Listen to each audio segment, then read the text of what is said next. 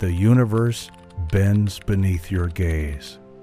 Every atom rearranges itself when you dare to look. The moment you observe, reality trembles, shifting to match the silent image held within your mind. You are not a wanderer lost in a fixed world. You are the axis upon which galaxies turn, the hidden cause behind the mirrored effect. To watch is to shape. To notice is to call forth. To observe is to create.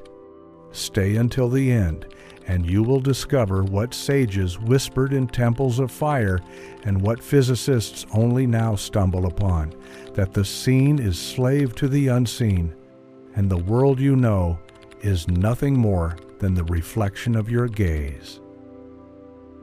Introduction. Welcome, traveler of consciousness.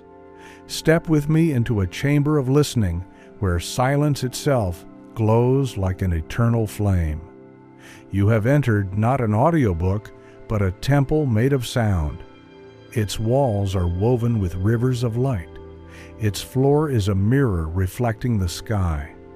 Here, every word you hear is not merely spoken. It is alive, vibrating in your very cells, shifting the architecture of your reality. The observer effect is no theory, no abstract philosophy. It is the secret thread that ties the stars to your heartbeat, the bridge between quantum particles and your private dreams. It tells us this: the act of watching is not passive, it is creative. To see is to sculpt. To give attention is to grant life. Imagine a river hidden deep within the earth. For ages it sleeps, silent and unseen, flowing in darkness. Yet when your gaze turns toward it, when you pierce the veil with awareness, the river bursts forth into light, carving valleys, feeding fields, becoming the lifeblood of a world. This is how your attention works. Where your gaze lingers, reality rushes to answer. Where your inner vision rests, the outer world bends. Consider the cinema of your mind. A film reel spins endlessly in the projector of your imagination, casting scenes upon the great screen of life. Most drift unaware, thinking the images are fixed, that they are merely watching the movie unfold. But the awakened one sees the truth. You are not the spectator, you are the director. Every frame waits for your command. Every scene rearranges when you choose to observe it differently. You have already witnessed this in the small things. The way a plant seems to grow faster when tended with care, the way children blossom under the gaze of love, the way even strangers soften when truly seen. This is no accident, it is law. Your observation is the light that summons life from shadow. Tonight, I ask you to step beyond casual listening and enter sacred participation. Let your imagination become the sanctuary. Let your attention be the altar. As you listen, know that each word is not just a sound, but a seed, planting itself in the fertile soil of your mind. If you allow it to take root, your reality cannot help but bloom in ways that will astonish you. You are standing at the threshold of a hidden door. Behind it lies the knowledge that changes everything, that you are not a victim of circumstances, but the silent architect of them. What you dare to observe with certainty, the universe rushes to deliver. What you choose to ignore with indifference fades into nothingness. This is the observer effect, not as a scientific theory, but as a living, breathing law of spirit. It is the law that explains why faith moves mountains, why vision creates empires, why silence can birth universes. If you will walk with me through this book, you will learn not only to see differently, but to create differently. So sit as though in a sacred temple. Listen as though eternity leans closer to hear you breathe. For the words ahead are not merely mine, they are yours, waiting to awaken in the chambers of your soul. Chapter 1. The Mirror of Attention. The world watches you as you watch it. Every street, every face, every unfolding hour is a mirror, reflecting back to you the silent frequency of your gaze. The sages of old understood this. They did not see the world as dead matter, cold and indifferent, but as a living mirror, pliable and luminous, bending itself around the currents of human awareness. In their temples, carved with symbols of suns and serpents, they whispered, "What you behold, you become. What you ignore, dissolves."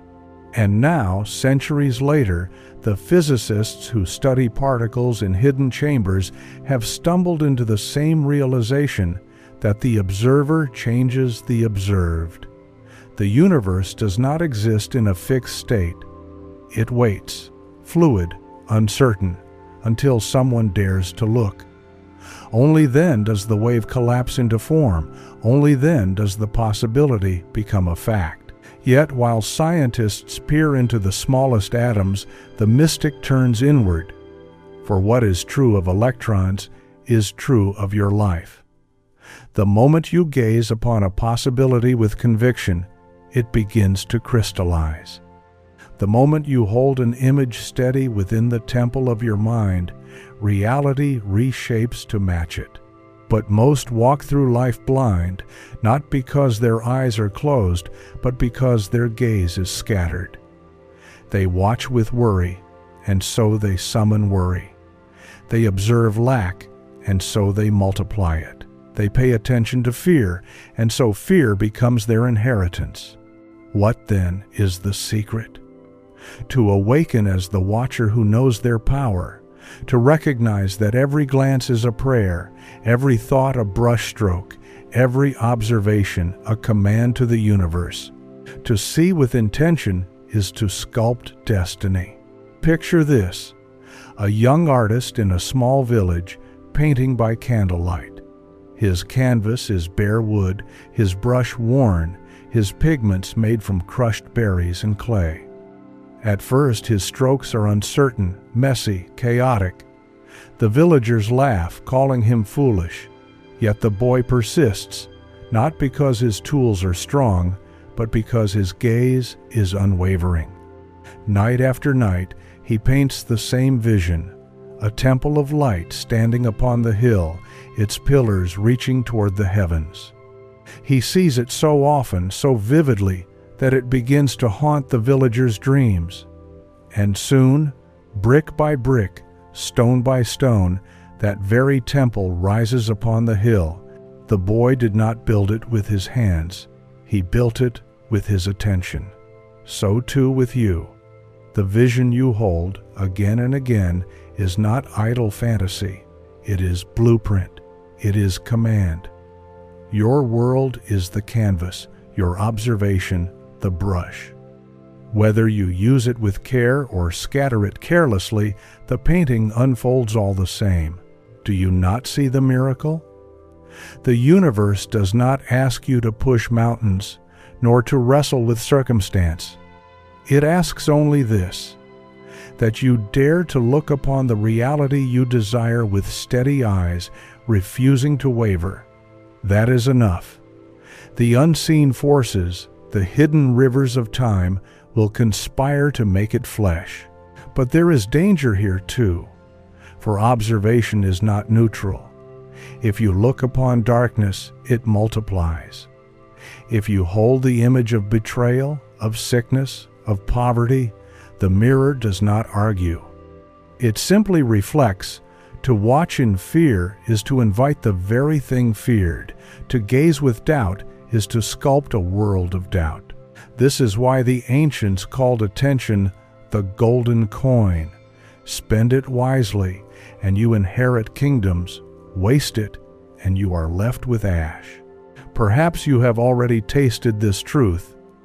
Think of the moment when someone truly saw you, not just with their eyes, but with their heart.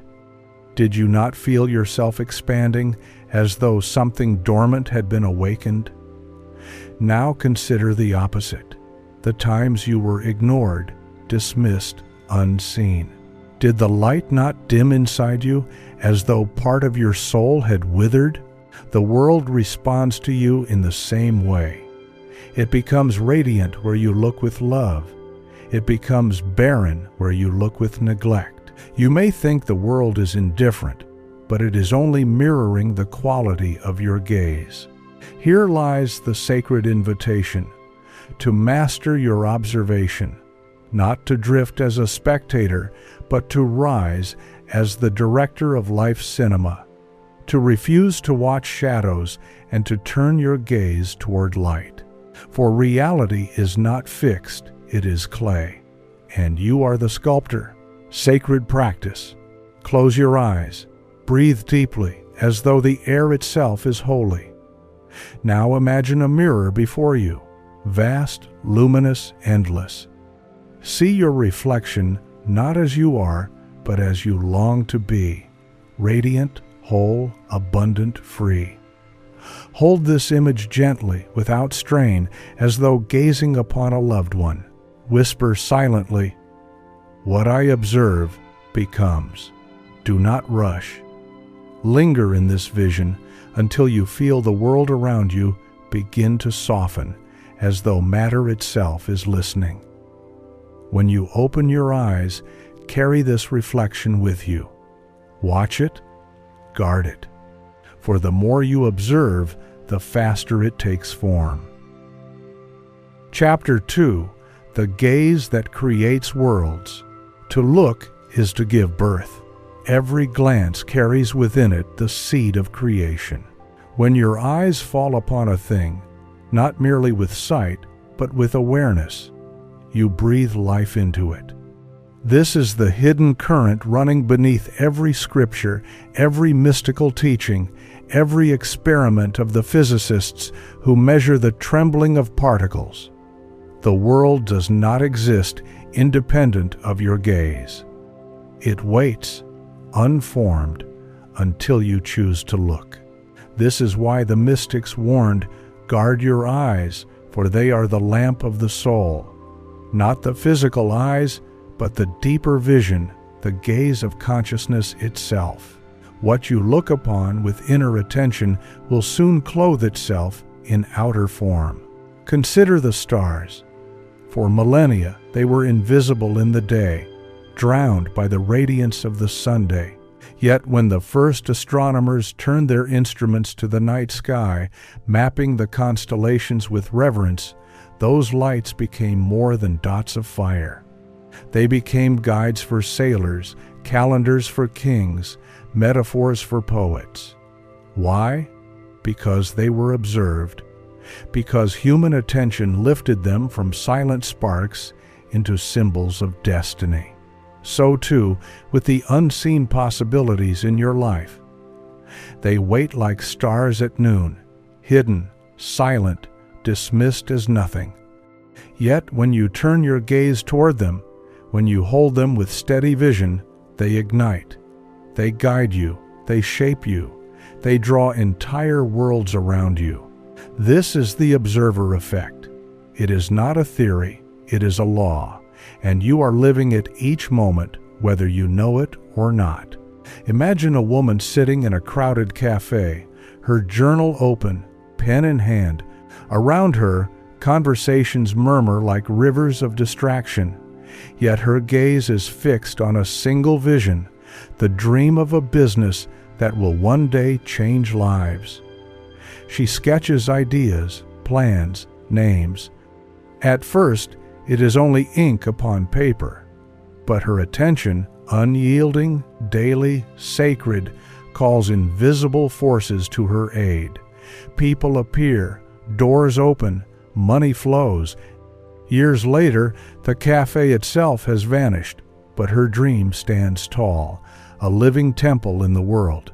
Did the world deliver her success by accident? No, she summoned it with her gaze. You too have this power. Every possibility exists already in the unseen field, but it remains like vapor until you call it forth with observation. To see it clearly, again and again, is to clothe it with flesh. Yet most are careless with their vision. They watch the news and feed upon fear. They scroll through endless shadows and feed upon envy. They observe what they despise and then wonder why their world multiplies it. They do not understand that attention is currency, and wherever it is spent, life expands. But you are different. You are awakening now to the truth that you can choose what you observe. You can turn your gaze away from shadows and fix it upon light. You can starve lack by refusing to watch it, and you can nourish abundance by beholding it with joy. This is not denial. This is creation. To observe light is not to ignore darkness, but to summon a world where light reigns. Think of the gardener. If weeds appear, does he sit staring at them, despairing? No. He pulls them out, and then he watches his flowers. He waters them, tends them, praises them, and where his gaze lingers, blossoms bloom. Where his gaze withdraws, weeds wither. Your life is the same garden, and your gaze is the Sunday. There is a secret the ancients guarded well, that to see something with love is to accelerate its birth. Love is the magnifier of attention. To gaze with indifference is weak. To gaze with fear is destructive. But to gaze with love, steady, radiant, unshakable, is to create miracles. Do not underestimate this. The richest treasures in life are not given to those who hustle hardest, but to those who can hold the vision without wavering, even when appearances seem to contradict it. Faith is simply the mastery of observation. A man once stood upon the shore of a vast sea, longing for a ship to carry him to a new land. Day after day, the waves came and went, empty, mocking. Others laughed at his foolishness, telling him no ship would ever arrive, but he kept his gaze upon the horizon, holding the vision of sails breaking through the mist. And one morning, while others turned away in boredom, he saw it. A vessel approaching, summoned not by chance, but by the constancy of his gaze. The world is filled with those who glance and then give up, their attention weak, scattered. But those who gaze steadily, who look again and again with certainty and love, are those who move mountains, who part seas, who bend reality. This is the invitation, to guard your attention as a sacred flame, to waste it no more on shadows, but to lift it toward the horizon of your desire, to gaze upon what you wish to live until it has no choice but to appear, for reality is a mirror, and the mirror cannot refuse your gaze. Sacred practice. Sit quietly, let your breathing slow. Imagine before you a vast horizon, an endless expanse where sky meets sea. Upon that horizon, place the vision of your desire. See it not as far away, but as approaching, moving toward you with every breath. Watch it steadily. Refuse to glance away. Feel the certainty that it is coming, summoned by your gaze. Whisper, "As I look, so it becomes." Remain with this vision for a few minutes, letting the power of your observation carve it into form. When you rise, carry the horizon within you. Return to it throughout your day, for what you gaze upon faithfully must one day arrive. Chapter 3. The Hidden Architecture of Attention. There is an unseen architecture behind all that you experience. It is not built of bricks and mortar, but of the gaze you carry, the focus you grant, the attention you lend. Every event of your life, every coincidence, every door that opens or remains shut is structured first in the invisible realm of observation. The house you dwell in, the career you walk into, the love that either embraces you or eludes you, All of it begins not with chance, not with external cause, but with the pattern of what you watch within. The mystics call this the inner temple. Within it, you are both architect and inhabitant. If you gaze upon ruin, ruin is built. If you gaze upon abundance, abundance is carved into stone. The scaffolding of your reality rises in silence long before the world notices, and its blueprint is your attention. Look around your present life. Every object, every circumstance, every person who lingers at your side is proof of past observation.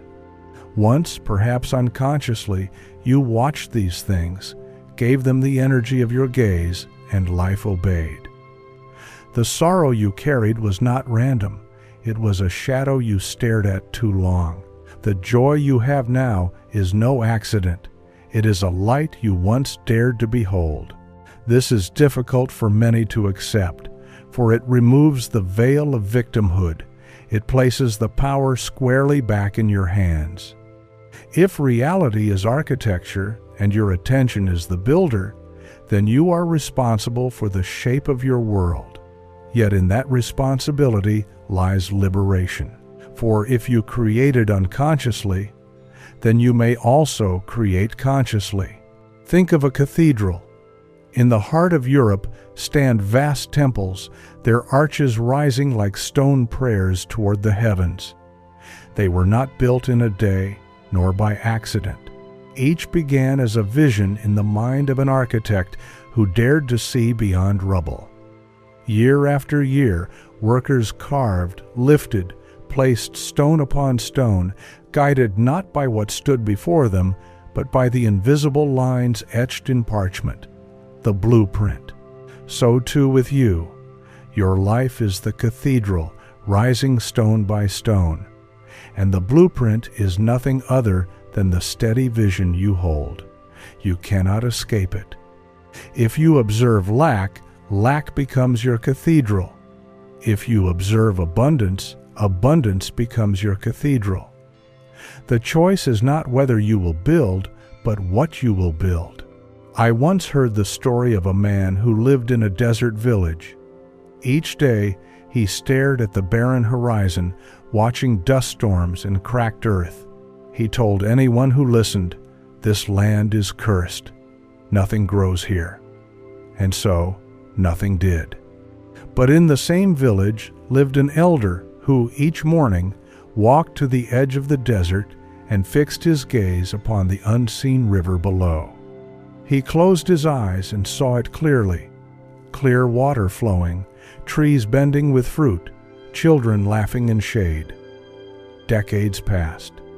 The man who cursed the land died in bitterness, but the elder's children discovered beneath the soil a hidden aquifer, and soon the barren desert blossomed into orchards.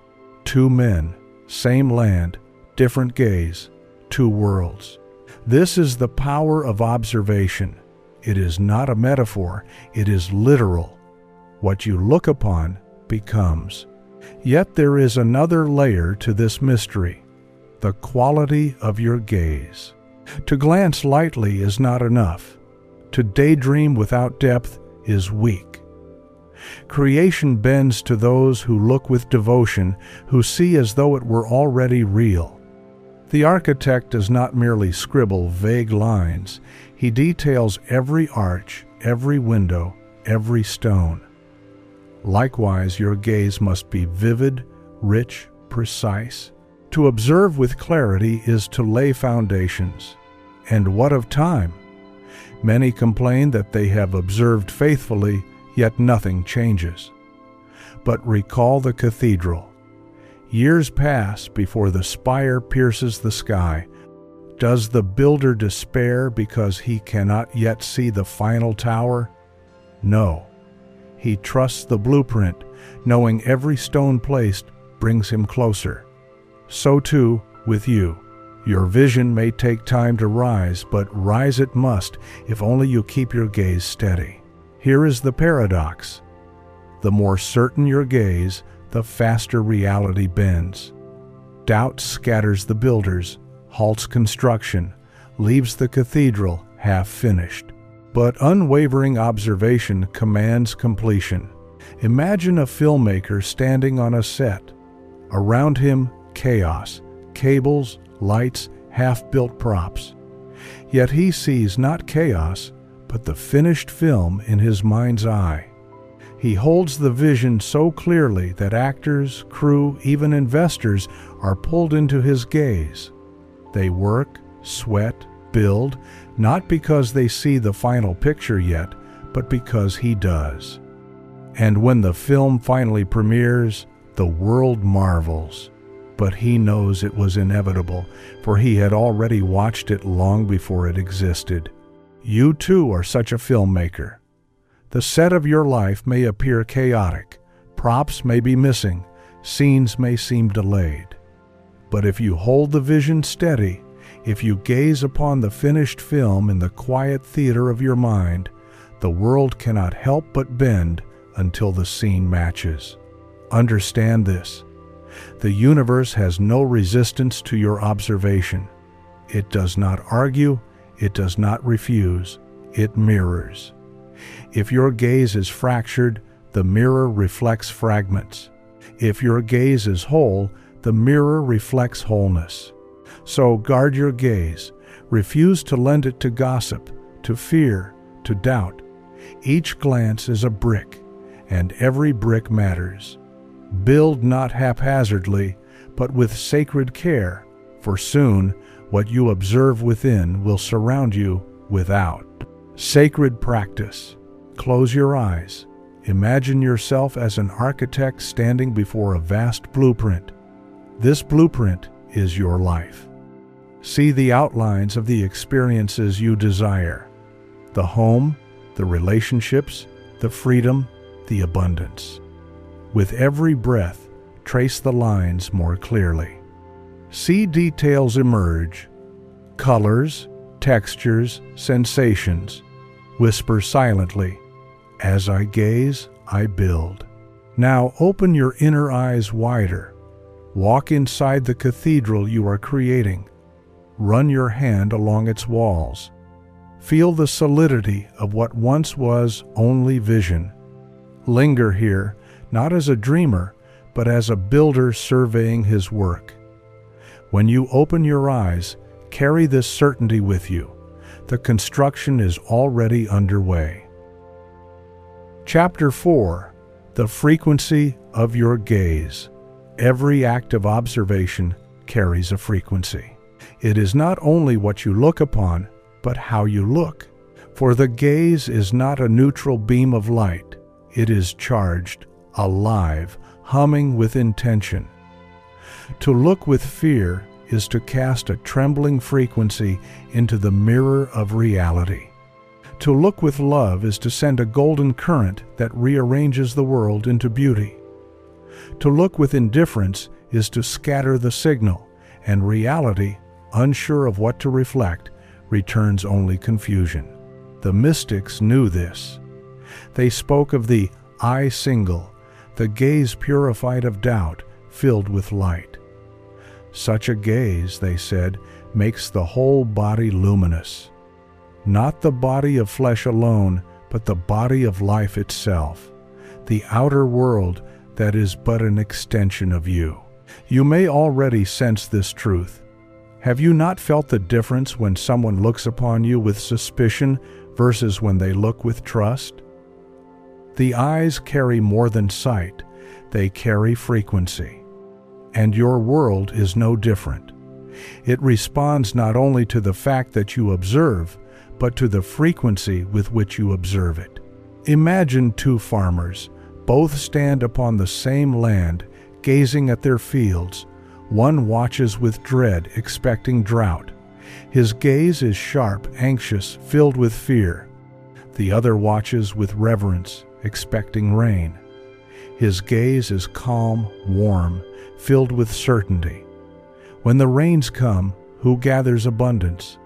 The one whose gaze called the rain long before it fell. So too with you. It is not enough to glance at your desire. You must charge your observation with the frequency of joy, gratitude, certainty, for reality bends not only to sight, but to energy. The scientists speak of quantum fields, of particles existing in many states until observed. The mystics speak of the field of consciousness, where infinite possibilities rest as pure potential. Both point to the same mystery. The frequency of observation collapses possibility into form. The world does not only ask, "What do you see?" It asks, "With what heart do you see it?" Let me tell you a story. There was once a girl who dreamed of music. Her family was poor, her instruments crude, her teachers dismissive. Yet every night she sat beneath the stars, strumming broken strings, singing to the sky. And she watched herself, in her mind, standing upon great stages, her voice weaving through crowds like light. She did not watch with envy, nor with desperation. She watched with love, with delight, as though the vision were already hers. Years passed, her circumstances shifted little, but her gaze remained steady, filled with that golden frequency. One day, a traveler passed her village. Hearing her sing, he felt the certainty of her gaze, the power of her frequency. He carried her to a city, and soon her voice filled concert halls. People asked how she had endured poverty for so long. She smiled and said, "I was never poor. I lived in the music long before you heard it. Do you see?" She summoned her world not through force, but through frequency. She looked with love, not longing. She observed as though the vision were already fact, and the world, obedient as a mirror, had no choice but to agree. Here lies the secret. You must become the frequency of what you desire before it arrives. If you look at wealth while vibrating in lack, you reinforce lack. If you look at love while vibrating in loneliness, you reinforce loneliness. But if you gaze upon wealth with the frequency of already being wealthy, wealth must appear. If you gaze upon love with the frequency of already being loved, love must appear. The mirror cannot refuse the vibration of your gaze. This is why gratitude is so powerful. Gratitude is the frequency of already having. When you look upon your desire with gratitude as though it were already given, you align your gaze with the highest current. The world rushes to deliver not because it is forced, but because the mirror must reflect what you are being. Do not confuse this with pretending. Pretending is hollow. It is a mask that hides doubt. But true frequency is felt, not faked. It is born of conviction, of trust, of the willingness to stand in the unseen as though it were already visible. A king once sat upon his throne, yet his gaze was filled with fear of losing power. His kingdom, though vast, crumbled beneath him, for his gaze summoned betrayal and chaos. Meanwhile, a beggar sat beneath the same sun, gazing upon himself as a prince, his frequency filled with dignity and joy. Years later, the beggar became king, and the former king faded into shadow. It was not crown or coin that determined their fate, but the frequency of their gaze. And so I ask you, what frequency do you carry when you observe? Do you gaze at your dreams with doubt, with envy, with hunger? Or do you gaze with calm delight, with certainty, with love?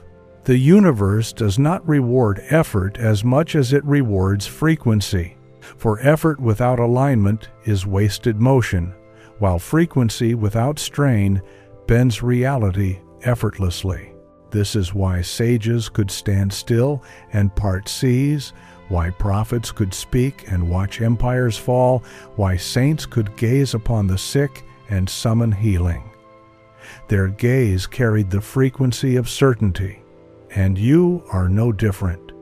The same law moves in you. The same mirror surrounds you. The same power waits for your gaze. So practice this. When you observe, observe as though it is done. When you gaze, gaze with joy, not with desperation. When you hold the vision, charge it with gratitude, as though you are merely remembering what is already yours. This frequency is the golden key. Sacred practice.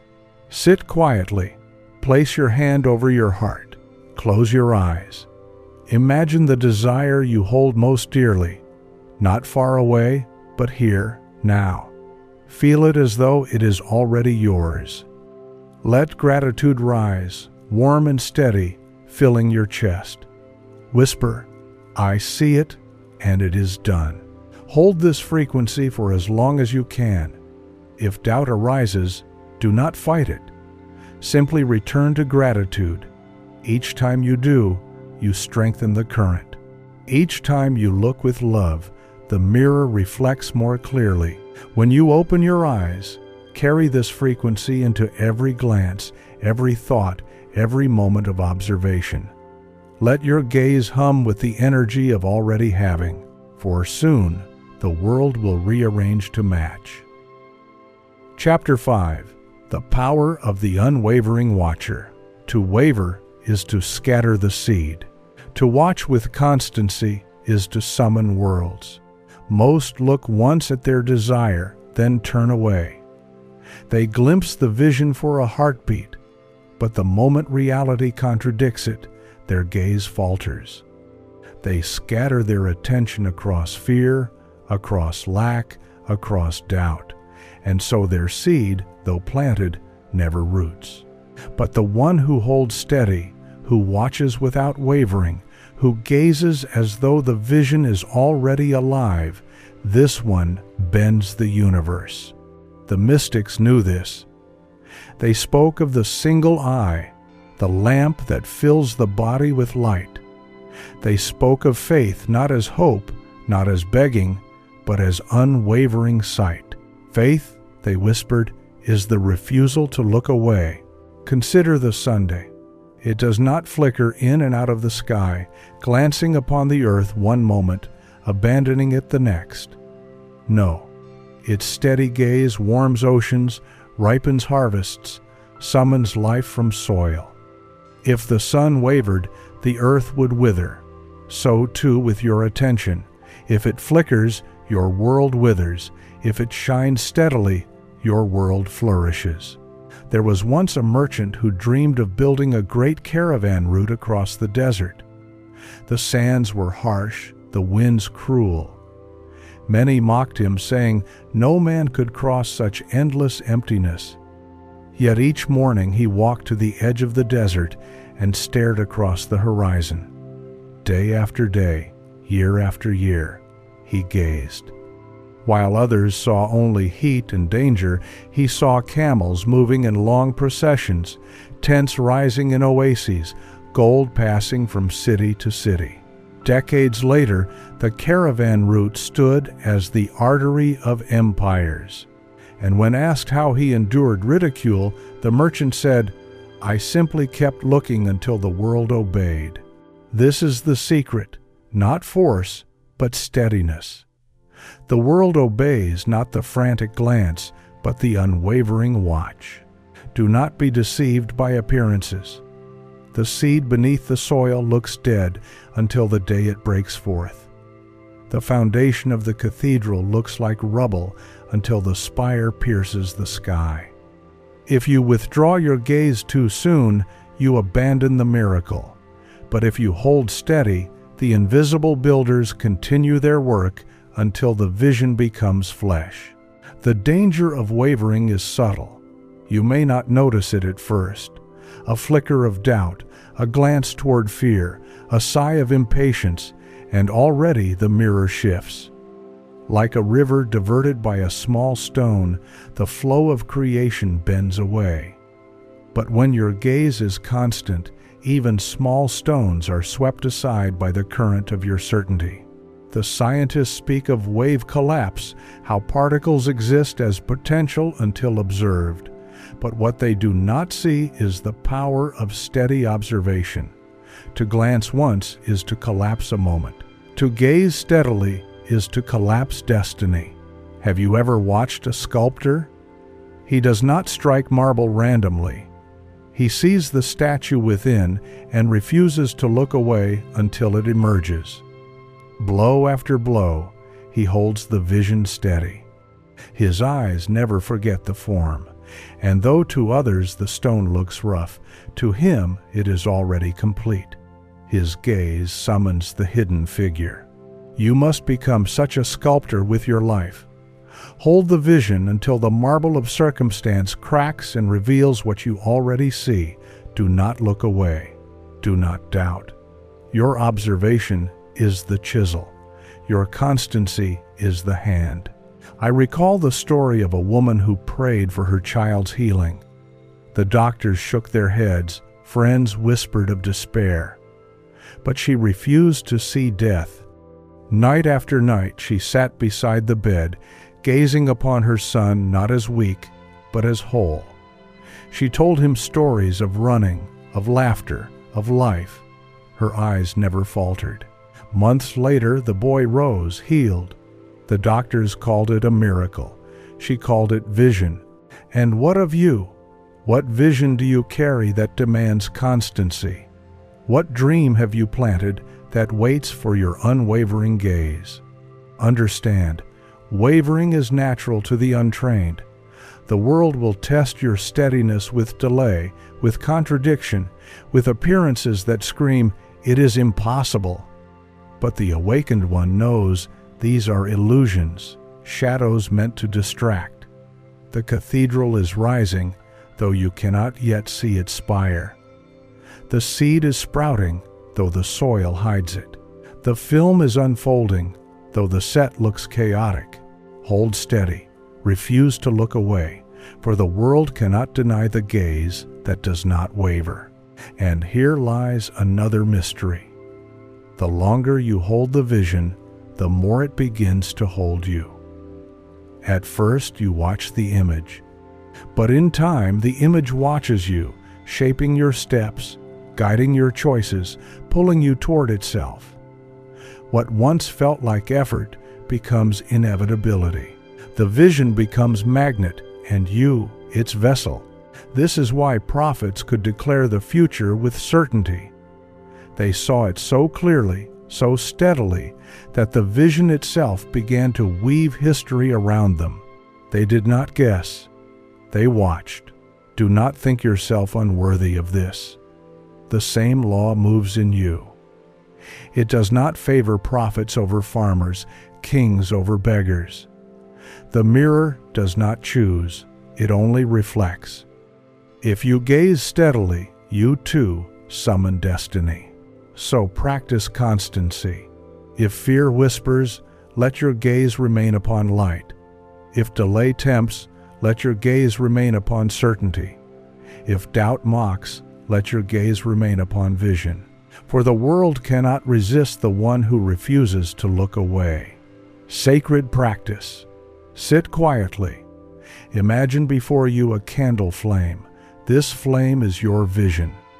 Around it, winds blow, shadows dance, voices murmur, but your gaze does not waver. Watch the flame steadily. Each time a distraction arises, return to the flame. Whisper, "I see, and I do not turn away." As you hold the flame, let it grow brighter, taller, steadier. See it expand until it fills your whole being. When you open your eyes, carry this steadiness with you. Each time your vision tempts to waver, return to the flame. For the flame you observe with constancy will one day set the world on fire. Chapter 6. The Silent Command of Observation. The greatest commands are not spoken with lips. They are whispered in silence through the gaze of consciousness. Every moment, whether you know it or not, you are issuing orders to the universe. You are not pleading with it. You are not bargaining with it. You are directing it. And the language of your command is observation. When you look upon lack with fear, you command lack to multiply. When you look upon wealth with certainty, you command wealth to appear. When you look upon love as though it is already yours, you command the mirror to reflect it. This is not imagination alone. This is law. The mystics said, "As within, so without." But the hidden key lies in how you observe what is within. To glance casually at a wish is weak. To gaze silently, steadily, with conviction is command. The universe listens not to words, but to frequency. It does not obey what you say you want. It obeys what you observe as true. Think of a king seated upon a throne. His courtiers wait, his army ready. He does not need to shout. His silence is command enough. A glance, a raised hand, the weight of his eyes, and the world moves. So too with you. When your gaze is certain, your silence is command. Have you not felt this in the presence of someone whose certainty was unshakable? They did not need to argue. They did not need to convince. Their gaze alone carried authority. You felt it, and so does the universe when you observe. Let me tell you a parable. In an ancient city lived two teachers.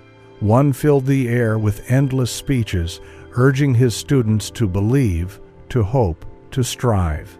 But their lives changed little, for his words were frantic, his gaze uncertain. The other teacher spoke little.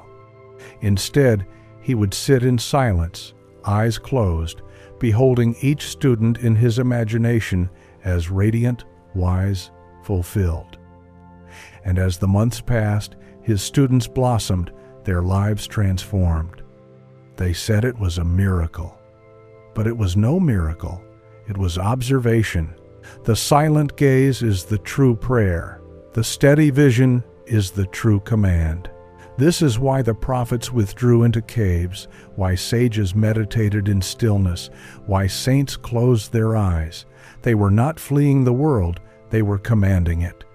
They were watching realities no one else dared to see, and in time, those realities bent the visible world. You may think silence is weakness, but silence, when filled with observation, is thunder. It shakes unseen structures. It bends the lattice of reality. It reorders the atoms of your world. The scientists confirm this in their way. They measure particles collapsing not because of force, but because of the simple act of observation. They admit that the universe responds not to push or pull, but to watchfulness. Yet what they study in laboratories, the mystics lived as truth. The silent gaze is the architect of worlds. And so I ask you, what silent commands have you been issuing? When you lie awake at night, what do you watch in the theater of your mind? Do you gaze upon fear, rehearsing tragedy? Or do you gaze upon joy, rehearsing miracles? For what you rehearse, you command. Your life today is the echo of yesterday's silent gazes. The wealth or lack, the love or loneliness, the peace or turmoil, all of it reflects the images you silently commanded again and again. This is not punishment, it is law. But here is the liberation. Change your gaze and you change your command. Change your observation and you change your world. Imagine a general directing a vast army. If he signals confusion, the soldiers scatter. If he signals fear, the army flees. But if he signals certainty, the soldiers march as one, unstoppable. Your attention is such a general. The forces of creation wait for your signal. They do not resist, they obey. But they obey not your words, they obey your gaze. Here lies the sacred practice of inner discipline, to refuse to observe what you do not wish to command, to turn your eyes from shadows not in denial, but in mastery. To look only upon what you would see multiplied. A story is told of a healer who walked into villages struck by plague. Others fled, eyes filled with fear, but he looked upon the sick with a gaze that saw them whole, radiant, restored. And though he spoke few words, recovery spread wherever he walked. The people said he carried divine power, but it was no mystery. He commanded health through observation. So too can you heal your life, not by frantic action, not by endless pleading, but by silent command, by watching with certainty until the mirror bends. Do not underestimate this. The steady gaze is stronger than years of effort without alignment. The silent command can accomplish in moments what struggle cannot achieve in decades. For the mirror of reality is loyal. It cannot refuse your observation. Yet beware, the mirror reflects exactly. If you gaze with fear, it does not soften it into love. If you gaze with doubt, it does not translate it into faith. It multiplies precisely what you give. Therefore, your task is not to convince the world, but to train your gaze, to hold it steady, pure, unwavering, to look only upon what you would live. The mystics practiced this as devotion.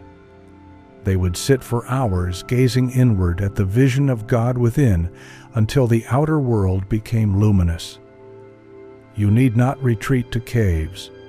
You need only claim mastery of your observation here, now, in the midst of your daily life. When fear arises, do not deny it with words. Redirect your gaze. When lack appears, do not argue with it. Withdraw your observation and give it instead to abundance. When shadows tempt, do not fight them. Turn your eyes toward light, for what you do not watch cannot live, and what you do watch must rise. Sacred practice. Sit in silence. Close your eyes. Let your breath grow calm. Imagine yourself as a king seated upon a throne. Before you lies a vast mirror. See in this mirror not what is, but what shall be. Your life radiant, abundant, whole. Now, do not strain, do not plead. Simply watch, observe with calm certainty, as though you are not asking but commanding. Whisper within, my gaze is law, my silence commands. Remain here. The longer you observe, the stronger the command. When you open your eyes, carry this silence with you. Walk through your day not as a beggar hoping, but as a sovereign commanding, through the frequency of your gaze. Chapter 7. The Watcher Beyond Appearances. To live by appearances is to be enslaved by shadows. To live as the watcher beyond appearances is to command the substance of reality. Most are trapped in the tyranny of the visible. They see their bank account, their body, their relationships, their circumstances, and they believe these appearances to be the final word. But what is seen is not final. It is echo. It is reflection. It is the afterimage of yesterday's gaze. The mystics called appearances the outer garment of reality. The true body, the living essence, lies within the unseen. To live by appearances is to confuse the garment for the being. To live as the awakened watcher is to pierce the veil and gaze upon the essence. Imagine a man walking through a hall of mirrors. At first he is frightened, for some mirrors distort his face, others bend his body, others fracture his form. He cries out, "This is who I am." But a sage enters, smiles, and says, "These are reflections, not reality. Look deeper. See beyond the glass." When the man dares to look past the distortion, he discovers himself whole. So it is with you. The mirrors of life may distort, may frighten, may lie. But if you gaze only at the distortion, you empower it. If you gaze beyond appearances into the essence, you command the mirror to reflect truth. The scientists, too, have glimpsed this mystery. They tell us that matter is not solid, that what seems fixed is but energy vibrating in patterns. They admit the atom is mostly empty space, that solidity is illusion. The mystics smile, for they have always known appearances are shadows. The real lies in the unseen. Do you see the power in this? If what is seen is but echo, then to argue with appearances is foolish. To stare at lack and call it final is blindness. The wise one does not fight appearances. He outwatches them. He gazes beyond, holding steady the vision of what is becoming until the shadows catch up. Let me tell you a story. There was once a farmer whose fields were struck by drought. The earth cracked, the crops withered. His neighbors cursed the heavens, watching only the ruin. But the farmer rose each dawn and gazed upon his fields as though green. He walked among the dust as though it were full of harvest. He spoke to the barren earth, calling it fruitful, blessing it with words of rain. His neighbors mocked him, saying, "You are blind." But he smiled and replied, "No, I see more clearly than you." Months later, the rains returned. His fields, though barren to the eyes for a time, had absorbed his gaze, his blessings. They bloomed abundantly, while the fields of those who cursed remained stunted. For their eyes had commanded ruin, and his had commanded life. This is the art, to watch what is not yet visible, to see beyond appearances. Think of a sculptor again. The block of marble looks formless, stubborn, meaningless to most. But he sees beyond. He gazes upon the hidden statue with unwavering eyes. His hands follow his gaze, and soon what he saw inwardly stands outwardly. If he were trapped by appearances, he would call the marble worthless. But by seeing beyond, he commands its transformation. So too with your life. If you are trapped by what appears, you will remain bound. But if you gaze beyond, you will summon transformation. How do you gaze beyond? By remembering that appearances are echoes. If your bank account shows emptiness, it is only the shadow of past observation. Withdraw your gaze from the shadow. Fix it upon the vision of abundance. If your body shows weakness, it is only the shadow of past neglect. Withdraw your gaze from the shadow. Fix it upon vitality. If your relationships show conflict, it is only the shadow of past fear. Withdraw your gaze, fix it upon harmony. This is not denial, this is mastery. Denial is fear, mastery is vision. The saints lived by this law. When others saw lepers, they saw wholeness. When others saw storms, they saw peace. When others saw death, they saw life. And reality, obedient as always, bent to their gaze. What if you lived this way? What if each time appearances threatened, you smiled and said, "This too shall bend"? What if each time shadows mocked, you answered, "I see beyond you"? You would walk as a creator, not a victim. You would live as a sovereign, not a slave. For appearances are temporary. Vision is eternal. Appearances are echo. Observation is cause. Appearances are garment. Essence is truth. Consider the oak tree. To the eye of a child, it appears as a tiny seed, fragile, worthless. But the wise one gazes beyond, seeing forests hidden in the seed. If he trusts appearances, he throws it away. If he gazes beyond, he tends it, waters it, waits, and soon forests rise. So too with your desires. At first, they may appear fragile, foolish, impossible.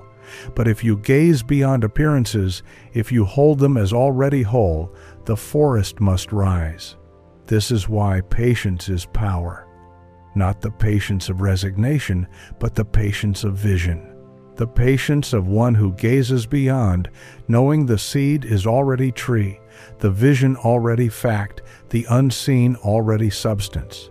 The world will try to seduce you into worshiping appearances.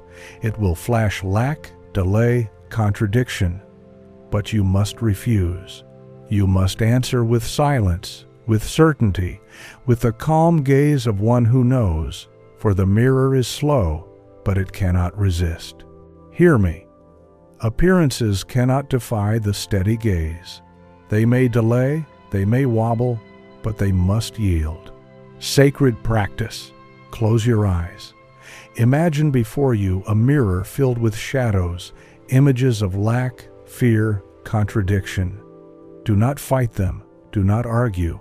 Simply look beyond. See through the shadows into the essence. Abundance, health, harmony. Hold this vision steady. Whisper within. I see beyond appearances. I watch essence, not echo. Stay with this gaze until the shadows dissolve. When you open your eyes, carry this truth. What you see now is not final. What you observe beyond appearances is the seed of tomorrow. Chapter 8. The Law of Reflection. The universe is not speaking in riddles. It is speaking in mirrors. Every face you meet, every circumstance you encounter, every victory and every setback is reflection. Not random, not accidental, but exact reflection of the images you carry, the thoughts you repeat, the frequency you broadcast through your gaze. The mystics said, "As water reflects the face, so life reflects the soul." Yet most are blind to this. They rage against their reflection, striking the mirror, not realizing they are striking themselves. Look into a mirror now. Smile, and the reflection smiles. Frown, and the reflection frowns. No matter how you plead, no matter how you beg, the reflection cannot change until you change. This is the law of reflection, and it governs your entire existence. Your relationships are mirrors. If they show conflict, it is the echo of inner conflict. If they show harmony, it is the echo of inner peace. Your finances are mirrors. If they show lack, it is the echo of inner scarcity. If they show wealth, it is the echo of inner abundance. Even your body is mirror. If it weakens, it is reflecting thought and feeling. If it flourishes, it is reflecting alignment. This truth is difficult for many, for it removes the comfort of blame. If all is mirror, then no circumstance can be divorced from you. Yet in this truth lies the greatest power. For if you do not like the reflection, you need only change the gaze. Consider the story of a young man who despised his town. He said the people were bitter, cruel, small-minded. One day, weary of their faces, he packed his bags and moved to another city. At first he rejoiced, but soon he found the same cruelty, the same bitterness, the same smallness. Why? Because he carried within him the lens that painted others as cruel. The mirror followed his gaze. Meanwhile, another man in the same town walked with joy. He greeted neighbors warmly, trusted strangers, praised small acts of kindness, and his world reflected it. He found allies, opportunities, friendships. He too lived in mirrors, but his mirrors were radiant. The world is not fixed. It is reflective. The scientists confirm this in their own way. They tell us the brain filters reality through perception. They show us that two people can experience the same event and report entirely different truths. The mystics nod, for they already knew. The outer is not truth. It is reflection of the inner. What does this mean for you?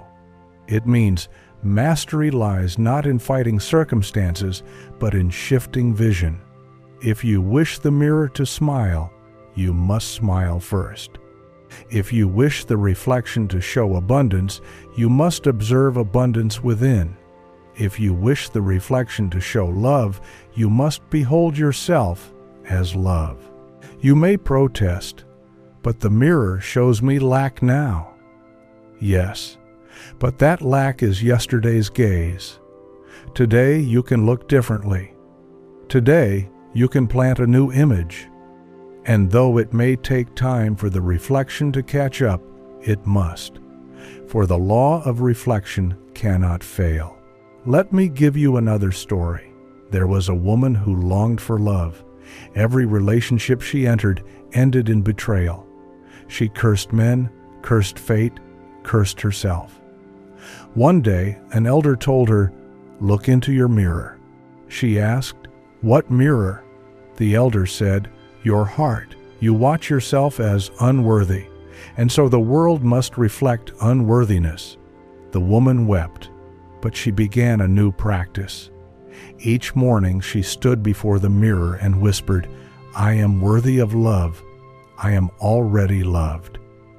At first it felt foolish. The reflection did not change. Yet she persisted. Weeks became months, and slowly her relationships shifted. She met those who honored her, who cherished her. The mirror had no choice, for she had changed her gaze. Do you see? The reflection cannot resist the observer. This law is both humbling and liberating. Humbling because you realize you cannot blame.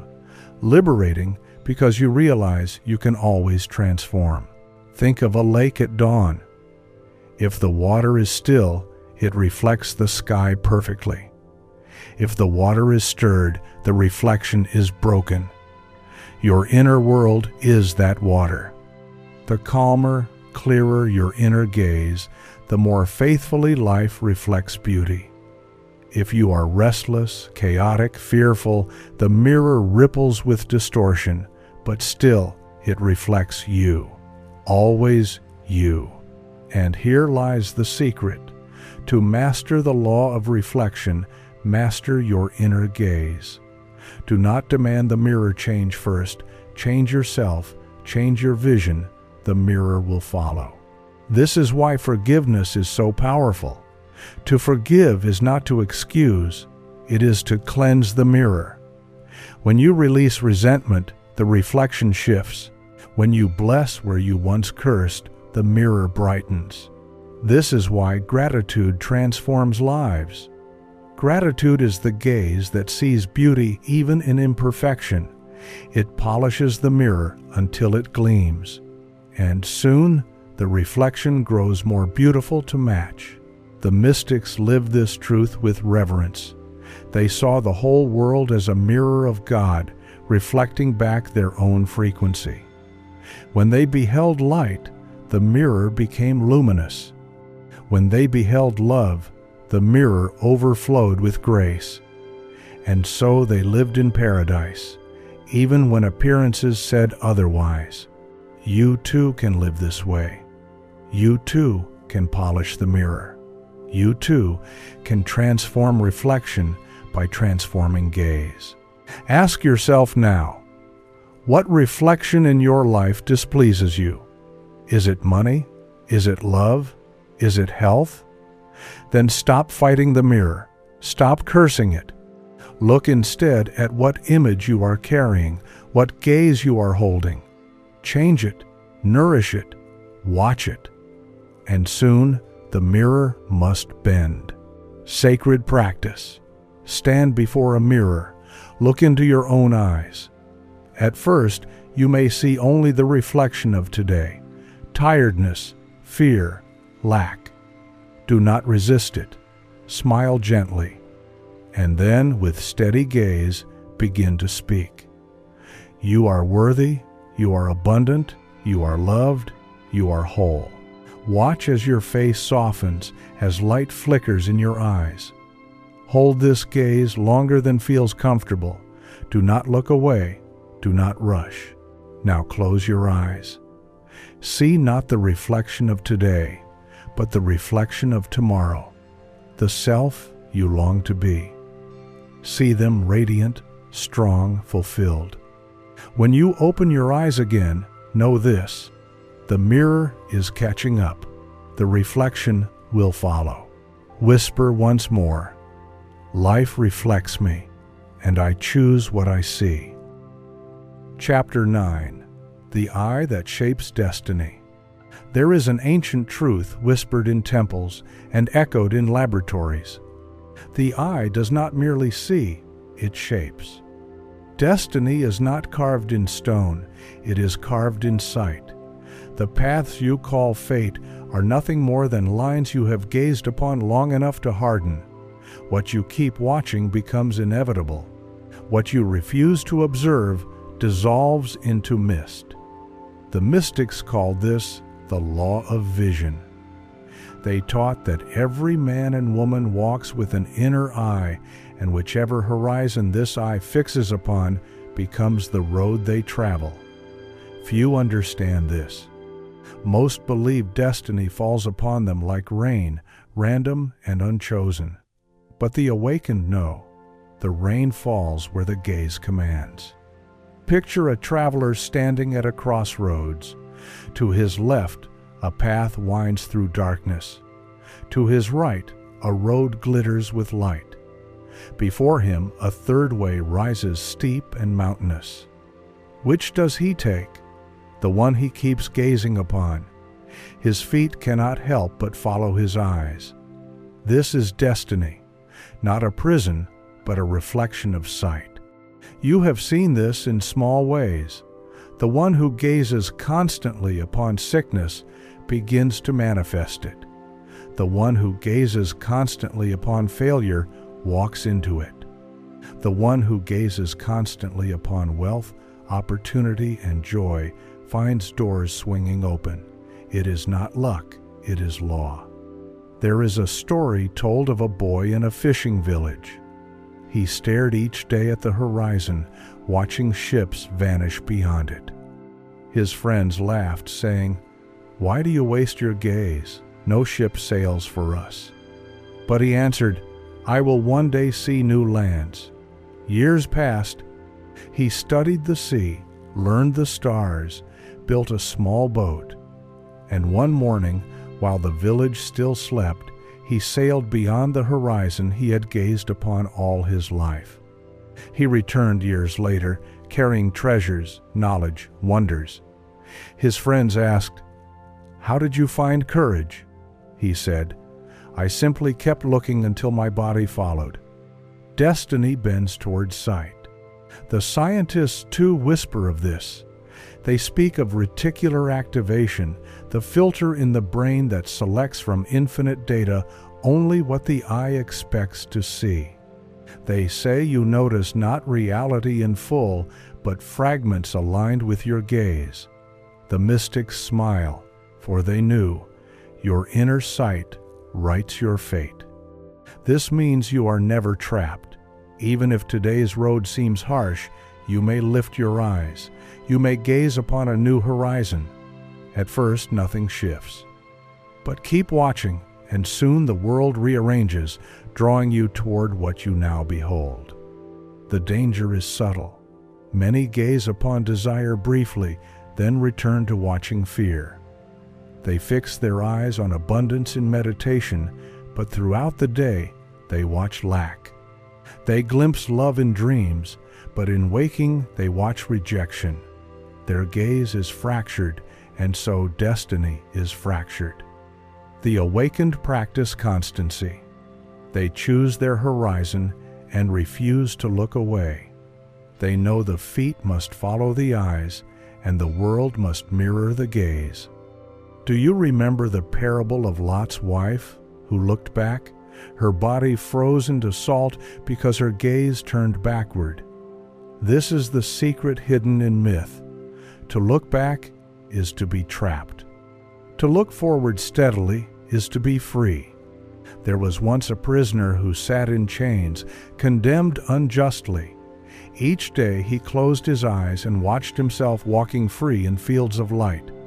Guards mocked him, saying, "Your gaze is wasted." But he did not falter. Months later, a royal pardon came by chance or by law. He walked free into the very fields he had observed so long. His chains were broken by sight. And so with you. Whatever your present chains, they cannot hold if your gaze is steady. The bars of circumstance bend beneath the eye that dares to see freedom. Do not confuse destiny with chance. Destiny is chosen in silence. It is chosen by the one who directs their sight and holds it. You need not know how. You need only know where to look. If you wish for wealth, gaze upon it with certainty until destiny bends. If you wish for love, gaze upon it until it hardens into fact. If you wish for health, gaze upon it until the body obeys. For destiny is not a tyrant, it is a servant of sight. The mystics trained their disciples in this. They taught them to withdraw their eyes from shadows and fix them upon truth. Not once, but daily, hourly, until their gaze grew so strong it shaped nations. The prophets were not fortune tellers, they were master observers. They saw with such clarity that the world rearranged to match their sight. What if you lived this way? What if you rose each morning not as a victim of circumstance, but as the sovereign of sight? What if you trained your gaze to rest only upon what you choose to live? You would walk into destiny like a sculptor walking into his statue. For what you see inwardly cannot be denied outwardly. This is why imagination is holy. Imagination is not fantasy. It is sight unchained from appearances. It is the eye of destiny, free to behold what is becoming. When you imagine steadily, you command destiny. When you imagine waveringly, you scatter it. So practice this. Do not wait for appearances to shift. Lift your gaze first. Hold it steady. The world must follow. Sacred practice. Close your eyes. Imagine yourself standing at a crossroads. See 3 paths before you, one of shadow, one of light, one of mountain ascent. Ask your heart which path you long to walk. Fix your gaze upon it. See yourself already walking it, already living it. Now whisper silently, "Where my eye rests, my destiny follows." Stay with this gaze until the chosen path feels inevitable. When doubt arises, return your eyes. When fear whispers, return your eyes. For the feet will follow the gaze, the body will follow the vision. The world will follow the observer. Chapter 10. The Alchemy of Inner Vision. All transformation begins not with hands, nor with words, but with vision. To see inwardly is to transmute the raw lead of circumstance into the gold of destiny. The alchemists of old spoke in riddles. They wrote of furnaces, of metals, of hidden elixirs. But their truest secret was not chemical, it was spiritual. The furnace was the imagination. The metals were thoughts. The elixir was vision.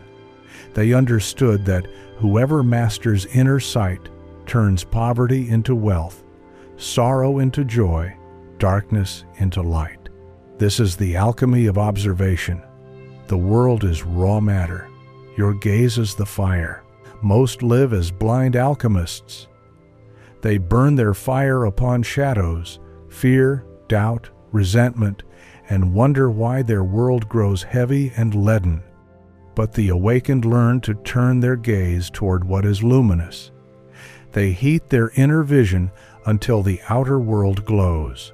Consider a potter shaping clay. In his hands, The lump looks formless, but in his mind he already sees the vase, the bowl, the vessel. His hands merely follow his eyes. If his vision falters, the clay collapses. If his vision holds steady, the clay obeys. So it is with life. Circumstance is clay, your gaze is the shaping hand. Do not underestimate this. The body itself obeys vision. Science now shows us that patients who imagine healing recover faster. Athletes who visualize victory perform better. Musicians who rehearse inwardly master their craft sooner. The inner eye sculpts the outer flesh, but the mystics knew this long before the scientists confirmed it.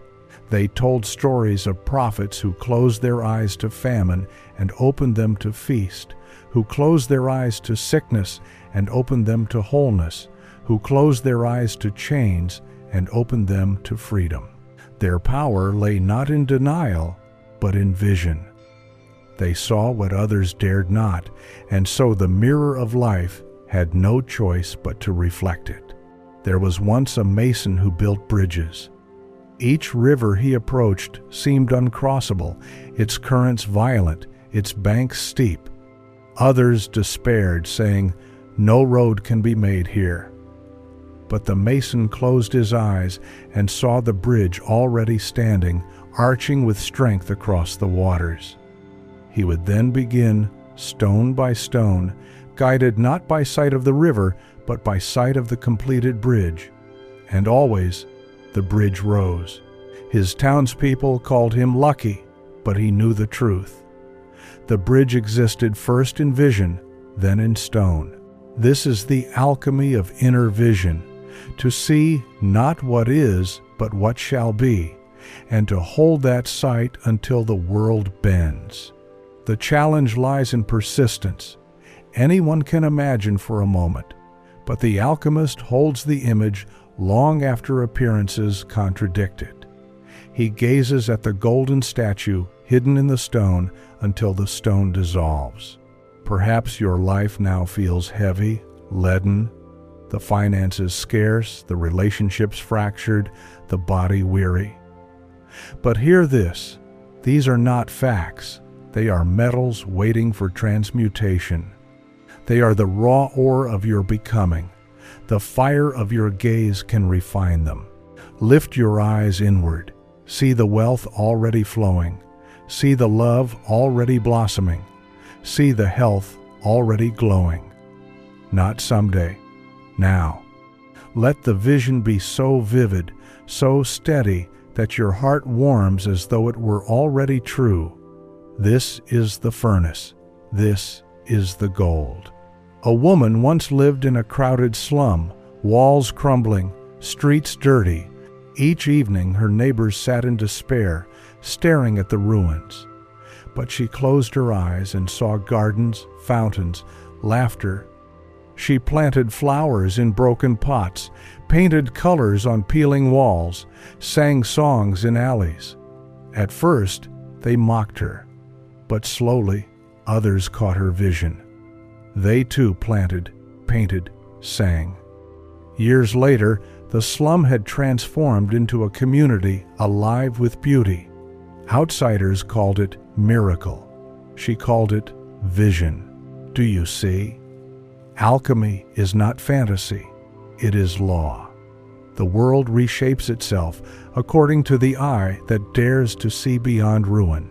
But beware, vision without feeling is weak. The alchemists taught that the fire must burn hot. To imagine half-heartedly is like warming stone with a candle. It does little. But to imagine with passion, with joy, with gratitude, that is the furnace that melts lead into gold. This is why you must feel as though it is already real. When you gaze upon wealth inwardly, let gratitude surge as though coins already fill your hand. When you gaze upon love, let joy rise as though arms already embrace you. When you gaze upon health, Let relief wash as though strength already flows. For the mirror does not respond to empty images. It responds to living frequency. And here is the paradox. The more you live inwardly as though it is done, the faster it becomes outwardly done. You are not waiting for the world is waiting for your gaze. The mystics called this faith. But faith is not hope. Faith is vision clothed in feeling. Faith is observation so steady it burns away contradiction. Ask yourself now, what in your life feels heavy, leaden, unyielding? That is the metal waiting for fire. Do not curse it. Do not despair. Close your eyes. See its golden form. Hold it until your heart feels the warmth. This is the beginning of alchemy. For vision is not escape. It is creation. You are not ignoring reality. You are sculpting it. You are not fleeing the world. You are commanding it. The unseen is more real than the seen, for it is cause, while the seen is only effect. Sacred practice. Sit in stillness.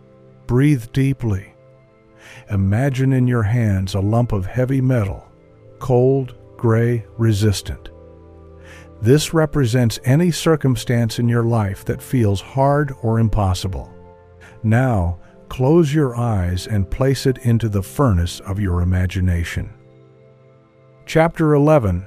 The Discipline of the Inner Eye. The greatest discipline is not of the body, nor even of the tongue. It is of the eye within. To master your inner sight is to master reality itself. The world around you is restless. It clamors for your attention. Advertisements scream, news shouts, shadows beckon.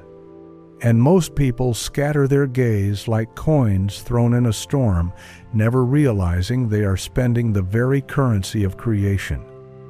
They wonder why their world feels chaotic, fragmented, uncertain. Yet the answer is simple. Their eyes are undisciplined. The mystics understood this. They withdrew not to escape life, but to refine the gaze. In desert caves, in mountain monasteries, in hidden temples, they trained their eyes to rest upon light, upon truth, upon vision. And when they returned, their gaze was so powerful that reality bent around them. To live as an awakened observer is to practice the discipline of the inner eye. Consider a bowman in ancient times. Before battle, he would spend hours fixing his eyes upon the target, steadying his breath, calming his heart. If his eyes wavered, the arrow strayed. If his eyes held steady, the arrow struck true. Life is no different. Your gaze is the arrow. Your destiny is the target. Discipline decides whether you strike or stray. The challenge is that appearances tempt you. When the bank account shrinks, your gaze trembles. When sickness lingers, your gaze falters. When relationships bruise, your gaze turns bitter. And so, the mirror multiplies the very thing you fear. The discipline is this: to hold your gaze steady, not only in silence, not only in meditation, but in the storm. To walk through contradiction with eyes unshaken. To look upon lack and still see abundance. To look upon weakness and still see strength. To look upon shadows and still see light. This is no small task. It requires training, just as a bowman trains. You will stumble, you will waver. Yet each time you return to vision, you strengthen the eye. Each time you lift your gaze beyond appearances, you forge power. There was once a shepherd who longed to be a king. By day, he tended sheep. By night, he gazed upon himself seated upon a throne. His friends mocked him, pointing to his ragged clothes. But he did not waver. Day after day, he trained his gaze. When lions attacked, he saw himself victorious. When enemies rose, he saw himself triumphant. And so the boy became king, not because fate favored him, but because his eyes never turned away from the throne. This is the path before you. You need not be perfect. You need only be persistent. Each time you notice your gaze wandering to fear, gently return it to vision. Each time doubt whispers, answer not with words, but with sight. Each time shadows loom, refuse them your eyes. For what you do not watch cannot grow. Discipline is not harshness, it is devotion. Think of a lover gazing upon the beloved. Does he find it a burden to keep his eyes fixed? No. His gaze lingers naturally, joyfully. So too with you. Let your gaze upon your vision become devotion, not duty. For where love guides the eye, discipline is no longer effort, it is delight. The scientists hint at this when they speak of neuroplasticity, how the brain reshapes itself according to focus. They say neurons that fire together wire together, that repeated observation strengthens pathways. The mystics nod, for they already knew, where the eye rests, the soul shapes. And here lies the secret. Discipline is not a single act, but a habit of sight. Each morning, lift your eyes to your vision. Each night, return them there. Let your last glance before sleep be upon the life you choose. Let your first glance upon waking be upon the same. Slowly, the inner eye becomes trained, and once trained, it does not waver. Have you ever watched a dancer? At first, her steps are uncertain. She falters, loses balance. But with practice, her body remembers. Soon, she moves without thought, graceful, steady. The discipline has become nature. So too with the eye. Train it long enough, and your gaze becomes steady without effort. You will look upon abundance instinctively, upon love naturally, upon joy habitually, and reality will reflect it unfailingly.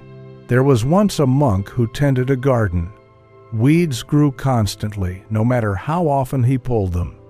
At first, he despaired, but then he learned to train his gaze. Each day, he looked upon the flowers more than the weeds. He watered them, praised them, celebrated them. In time, the flowers grew so strong they choked out the weeds.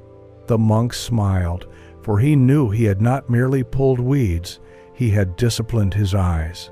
What weeds in your life demand your gaze, and what flowers await it? Turn your eyes toward what you choose. Return to it again and again until it becomes second nature. This is the discipline of the inner eye, to choose your sight, to repeat it, to love it, until the mirror bends. Do not despise small beginnings. Even if you can hold your gaze only for a minute, begin there. Tomorrow, 2 minutes. Soon, 10. The eye grows strong in increments as a muscle strengthens with each lift. Patience is part of discipline. And remember, each time you waver, do not condemn yourself. Return. The act of returning strengthens more than perfection. For discipline is not never falling, it is always rising. When your eyes grow strong, you will walk as one set apart. Where others panic, you will gaze steadily. Where others despair, you will see hope. Where others see ruin, you will see creation. And the world will call you lucky, blessed, chosen. But you will know the truth. You trained your eye until the mirror had no choice but to reflect your vision. Sacred practice. Sit in silence. Choose one vision you long to see in your life. Close your eyes and hold it steady before your inner sight. Notice how quickly distractions arise: fear, doubt, memories. Do not fight them. Simply return to vision. Stay with it for several minutes. Each time you waver, Return, whisper within. My gaze is discipline. My vision is law.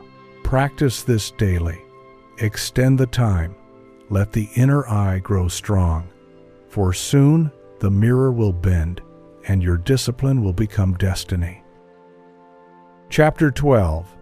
The magnetic pull of attention. What you watch does not simply reflect, it pulls. Your gaze is not passive, it is magnetic. Every time you observe a thought, a feeling, a vision, you send out a signal into the unseen.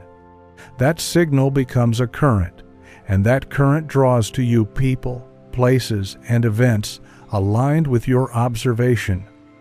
This is why the mystics said, "To look is to summon." You have already felt this law in your own life.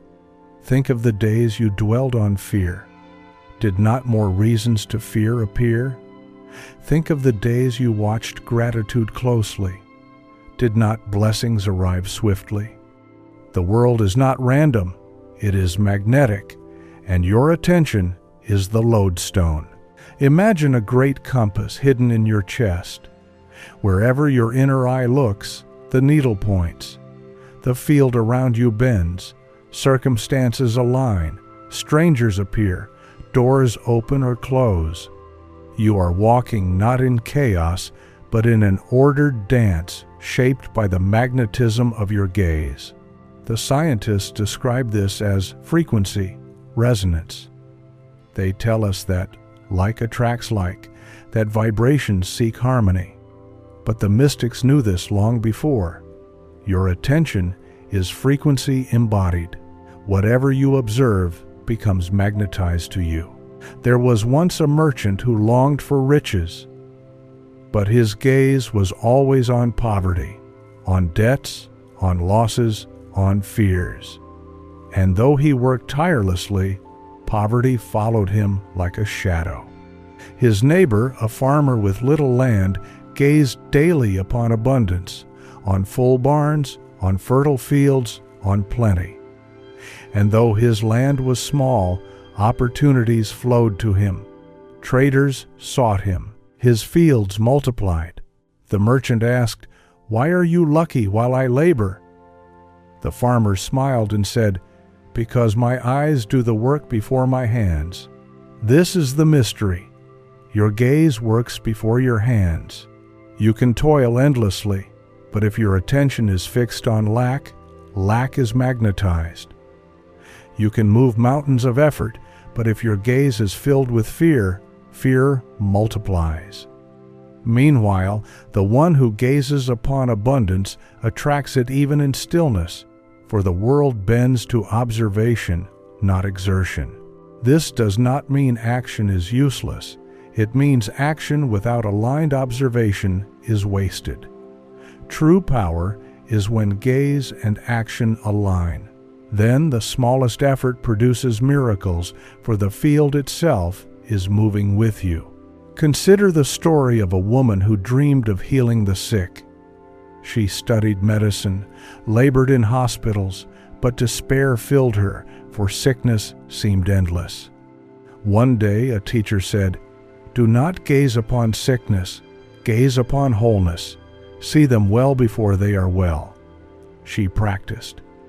Each patient she observed, she watched inwardly as radiant, whole, joyful. Slowly, her very presence began to heal. Patients recovered faster, colleagues marveled.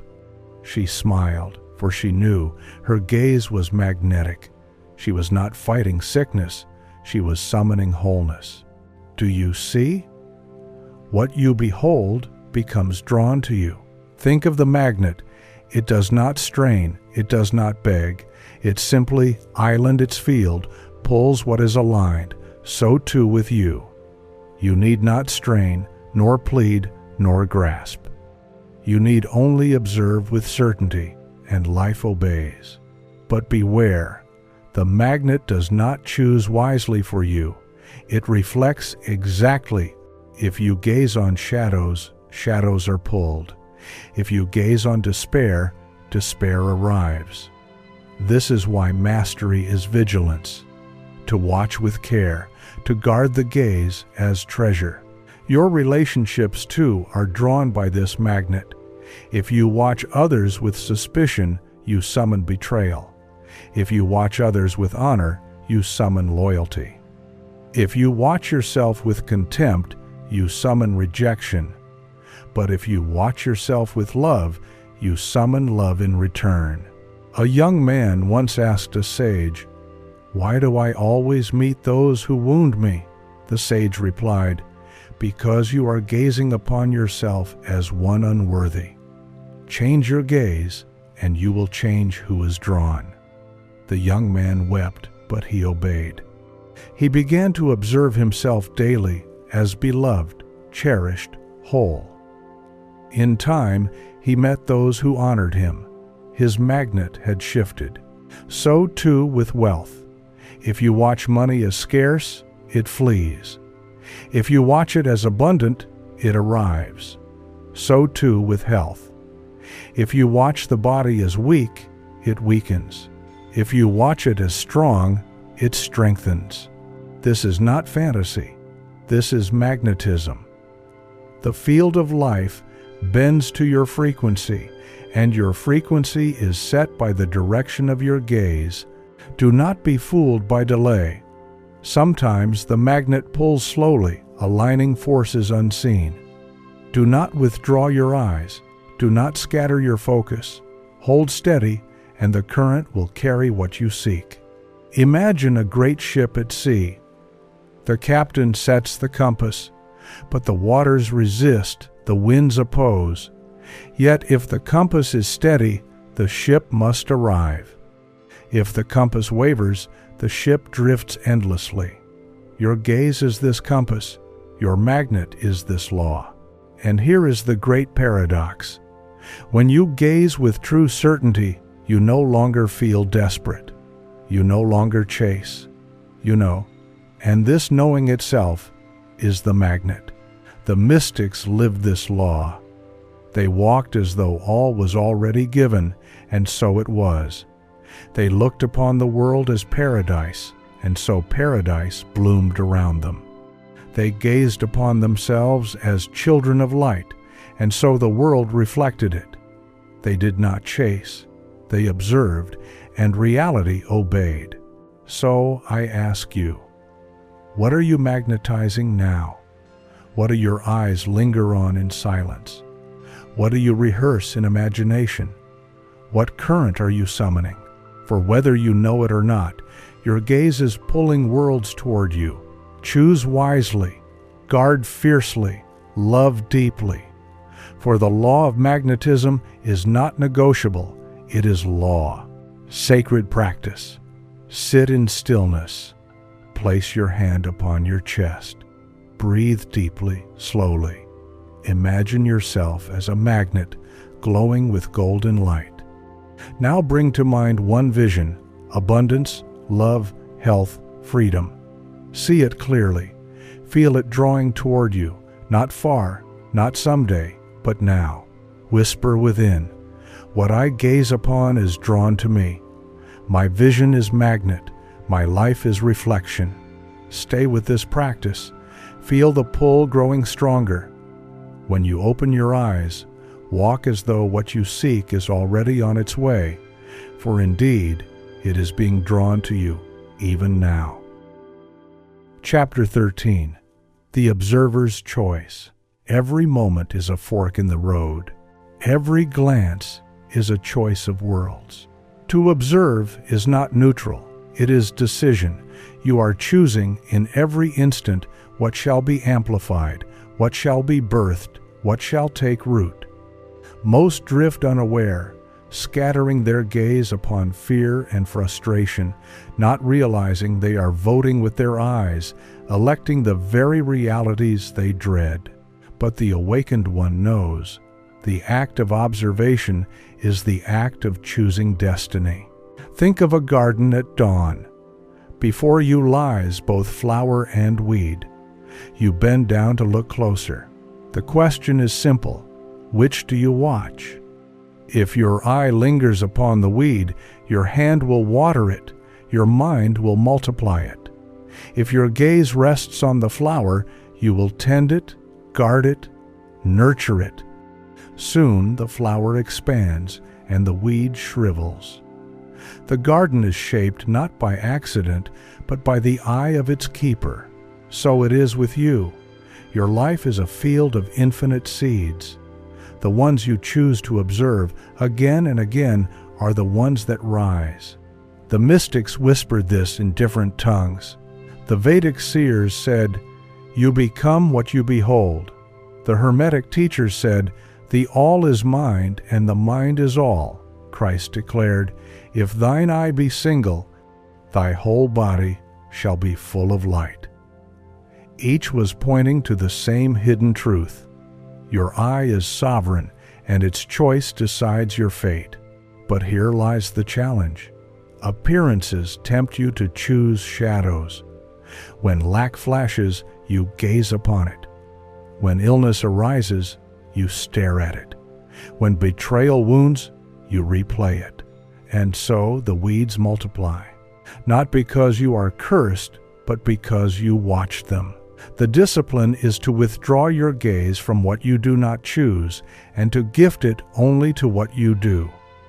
This is not denial, it is mastery. Denial says, "This weed does not exist." Mastery says, "I refuse to watch the weed, for my gaze is sacred." Let me tell you a story. A young craftsman lived in a village struck by war. Houses burned, fields lay bare. Each day his neighbors cursed, staring at the ruins. But the craftsman refused. He withdrew to his workshop and fixed his gaze upon designs of beauty. Chairs carved, tables polished, doors adorned. They mocked him, saying, "You are blind to our ruin." But he kept watching his vision. When the war ended, his work filled the homes of the village, bringing life where despair once ruled. They called him blessed, but he only said, "I chose my gaze." This is the power. To choose what you watch is to choose what multiplies. The scientists hint at this when they speak of attention bias. They admit that the brain amplifies what you focus on, filtering out billions of other possibilities. The mystics nod, for they knew what you behold expands. Ask yourself, what have you been choosing? Not in words, but in gaze. Where do your eyes linger in silence? What images do you replay before sleep? What visions rise when you imagine your future? These are your choices. These are your seeds. Some will say, "But I cannot help what I see." Yet you can help what you gaze upon. The traveler cannot choose whether weeds exist, but he can choose whether to water them. You cannot prevent appearances from flashing, but you can decide whether to linger. Here lies freedom. At any moment, you can shift your gaze. At any moment, you can withdraw your attention from shadow and turn it toward light. Even now, you can choose again. There was once a sailor lost at sea. For weeks, he watched only storms. His eyes searched for waves, for thunderclouds, for signs of despair. And so he grew weaker, his hope drowned. But one night, weary and broken, he lifted his eyes to the stars. He fixed his gaze there, night after night, until they guided him home. The stars had always been there. Only his gaze had changed. So too with you, the storms may rage, but the stars remain. What you choose to watch decides whether you drown or return home. Do not underestimate the subtlety of choice. To glance upon fear is natural. To linger, there is choice. To glimpse lack is inevitable. To rehearse it in your imagination is choice. To acknowledge pain is human. To make it your constant movie screen is choice. The awakened know this. Their gaze is their vote.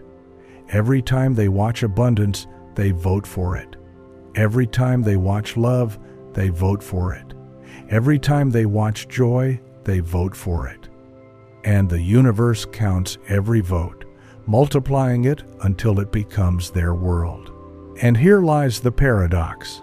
The more you choose abundance, the more appearances of lack will try to test you.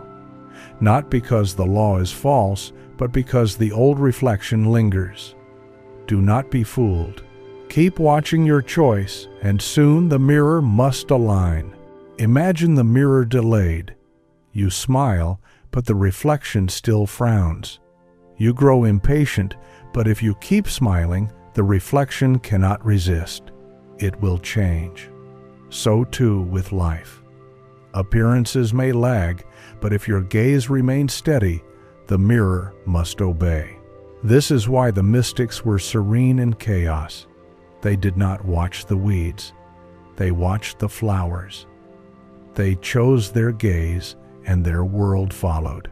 So now the question is simple. What will you choose? Will you watch shadows, or will you watch light? Will you behold ruin, or will you behold creation? The choice is yours, and it is constant. Every moment, every glance, every silent vision is a choice of destiny. Sacred practice. Close your eyes. Imagine a vast field before you. On your left, weeds rise, fear, lack, betrayal. On your right, flowers bloom, wealth, love, joy. Both are present. Both call your eyes. Now choose. Turn your gaze toward the flowers. Watch them. See their colors deepen, their fragrance expand, their blossoms multiply. Feel your heart align with their beauty. Whisper silently, I choose what I see. I choose what I live. Stay here until you feel the flowers filling your field. When you open your eyes, carry this choice with you. Each time weeds tempt your gaze, remember, to watch is to water, and you have chosen your garden. Chapter 14. The Lens of Perception. The universe does not show you what island, it shows you what you see. Two people can stand upon the same ground, breathe the same air, look at the same sky, yet live in different worlds. One sees opportunity, the other sees despair. One sees beauty, the other sees ruin. One calls the day blessed, the other calls it cursed. Who is correct? Both, for each lives beneath the lens of their perception. This is the hidden law. Reality is filtered through the lens you carry. Your gaze is the glass through which the light of the world is bent. Change the glass, and the world shifts before your very eyes. The mystics whispered of this when they spoke of the I single. They knew that when perception is purified, the body and the world around it become luminous. The scientists speak of it too, calling it confirmation bias, the brain's tendency to amplify what you already believe. But beyond psychology, beyond philosophy, lies the truth. Perception is creation. A child once wandered through two villages. In the first, he told the people, I have come from a town filled with greed, anger, and lies. They shook their heads and said, Then you will find the same here. In the second, he told the people, I have come from a town filled with kindness, laughter, and light. They smiled and said, Then you will find the same here. And in both villages his prophecy was fulfilled. Not because the villages were fixed, but because his perception chose what he would find. So it is with you. You do not see the world as it is. You see the world as you are. The lens of perception is powerful, yet most wear it unconsciously. They inherited it from parents, from culture, from wounds. They gaze upon wealth through a lens of scarcity, upon love through a lens of distrust, upon health through a lens of fear. And so the mirror reflects what their lens demands. But the awakened one learns to change the glass. They polish their perception until it gleams. They replace fear with faith, scarcity with abundance, suspicion with trust. And as the lens changes, the whole world transforms. Think of stained glass in a cathedral. Sunlight shines pure, yet when it passes through red glass, the room glows crimson. Through blue glass, it glows azure. Through fractured glass, it scatters. The light is constant. It is the glass that decides the color. Life is the same. The light of existence is pure. Your perception decides the hue. A woman once said to her teacher, "The world is cruel. Men are liars. Life is unfair." The teacher smiled and gave her a pair of tinted glasses. "Wear these," he said, "and tell me what you see." She put them on and gasped, "Everything is green." The teacher laughed. "Yes, but did the world change, or did your lens?" She wept, for she understood. Her perception was the glass painting her world. This is not denial, this is revelation. To change your perception is not to ignore reality, it is to command it.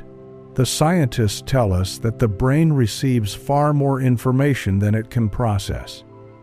To survive, it filters, selecting only fragments aligned with what you already believe. If you perceive the world as hostile, you notice hostility.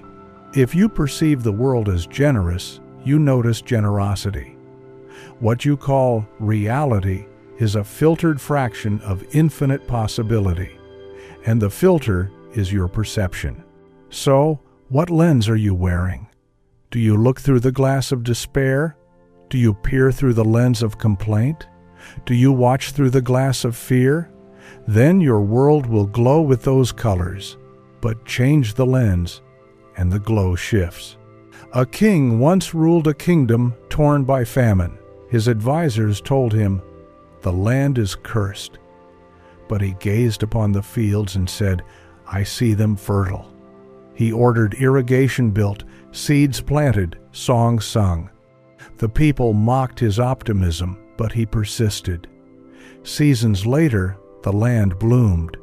The advisors whispered of luck, but the king knew his perception had shaped his kingdom. You too are a king or queen, ruling the kingdom of your life. The subjects obey your gaze. The land reflects your lens. Do not underestimate the subtlety of perception. Two people may face the same obstacle. One sees wall, the other sees door. The wall remains a wall to the first, but becomes a passage to the second.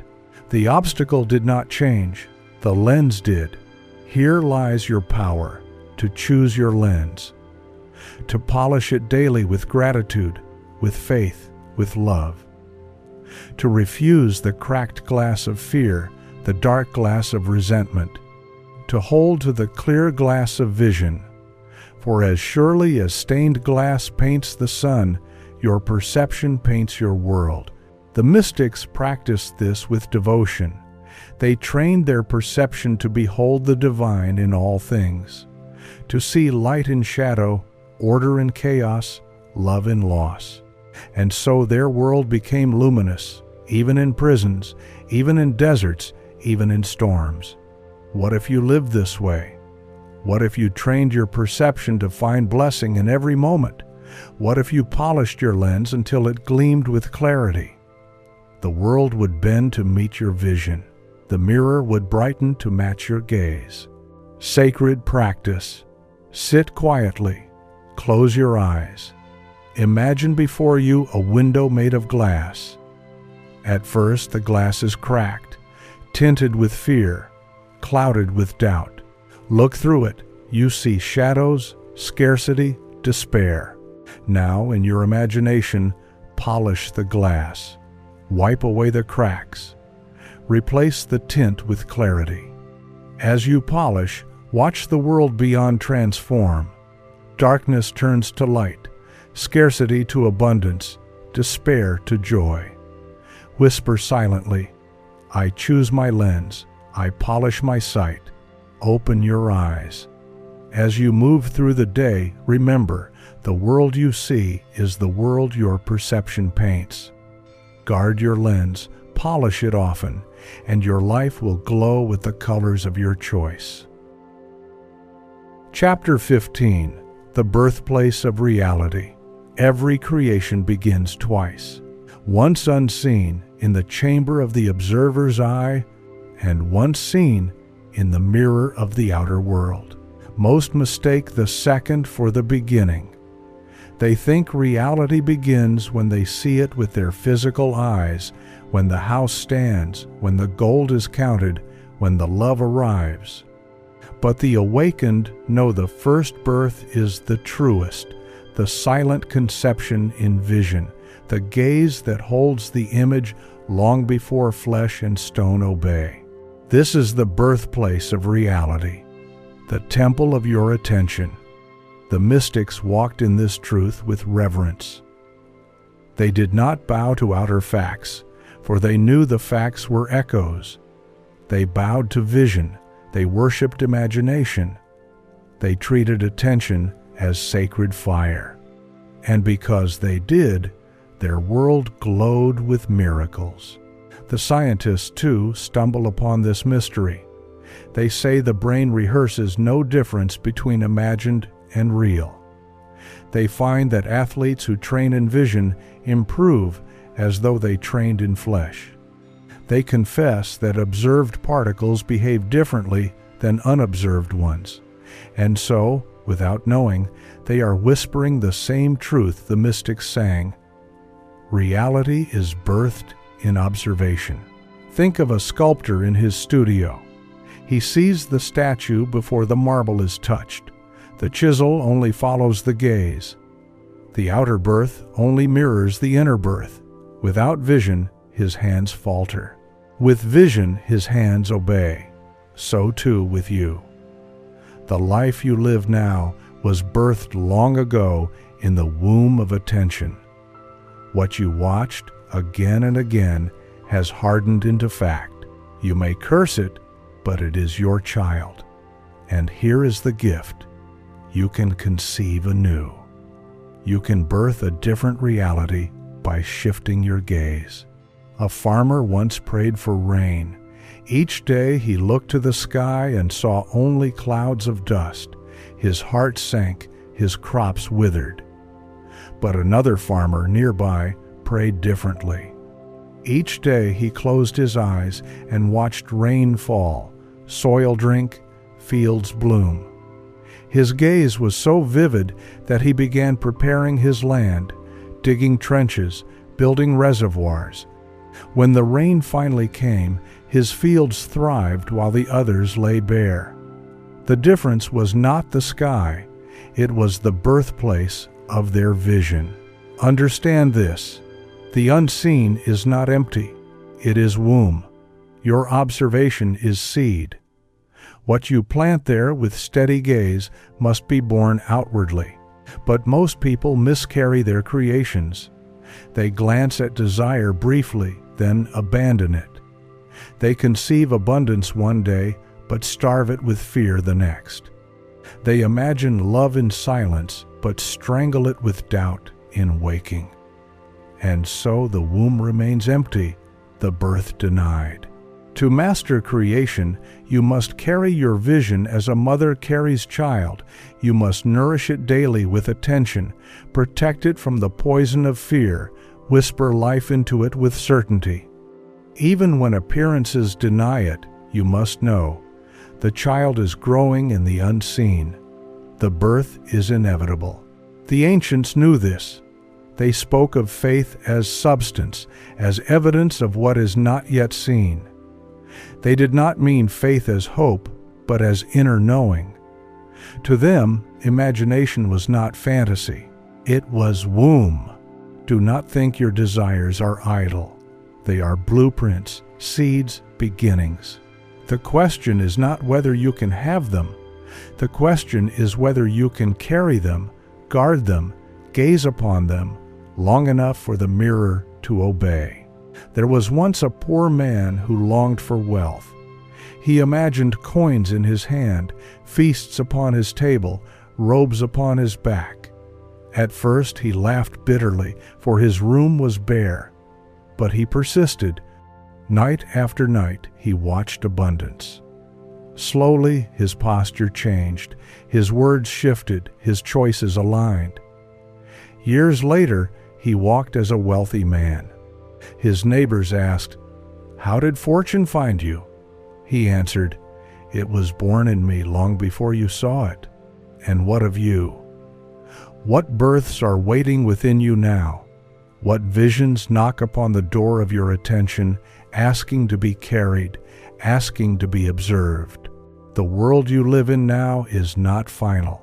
It is only the last birth of your old gaze. You may conceive anew, beginning this very night. The house, the health, the joy, the love, all of it waits in the womb of observation. But beware, the womb accepts no lies.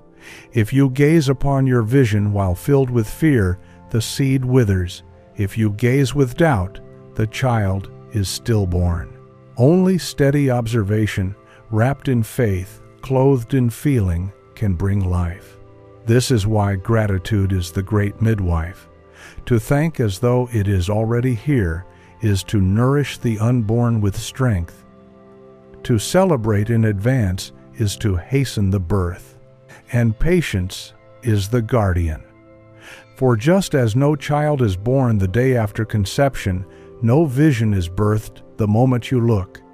Time protects the seed as it grows. To demand too soon is to uproot. To trust is to allow. You are more powerful than you know. The womb of your imagination is vast enough to hold empires. The seed of your gaze is strong enough to build worlds. You need only believe that your observation is creation, and creation will bow to your eye. Sacred practice. Sit quietly. Close your eyes. Bring to mind one desire that stirs your soul. Now, instead of longing, see it as though already conceived. Imagine yourself carrying it within. Feel it alive, growing, inevitable. Whisper softly, "This vision is alive in me. It is born in the unseen. Its birth in the seen is certain." Stay with this image, not as hope, but as fact. Each day, return to it, guard it, nourish it, celebrate it. For soon, what you now hold in the womb of attention will stand before you in the flesh of reality. Conclusion. The observer awakens. You have walked through temples of vision, through gardens of perception, through mirrors of law. You have heard the whispers of sages and the echoes of science, each pointing to the same hidden truth. You are not a victim of reality. You are the observer of reality. And what you observe becomes. From the first chapter, you have learned that attention is no idle glance. It is seed, blueprint, command, magnet. Every gaze shapes, every observation births. The weeds you watered grew. The flowers you beheld blossomed. The shadows you feared multiplied. The light you loved expanded. The scientists confirmed it in their laboratories. The mystics lived it in their silence. And now you are called to embody it in your life. Do not wait for the world to change before you shift your gaze. The mirror does not lead, it follows. The river does not carve itself, it flows where the eye directs. The film of life does not roll without script. You are its director, and your vision writes every scene. Look at your life today, not with blame, but with revelation. Every joy you now hold, you once observed. Every pain you now endure, you once gazed upon, perhaps unconsciously, but now you know. Now you awaken. Now you may choose. This is the liberation, to realize that destiny is not random. It is sculpted by your sight. If you would live wealth, watch it. If you would live love, behold it. If you would live joy, dwell in it.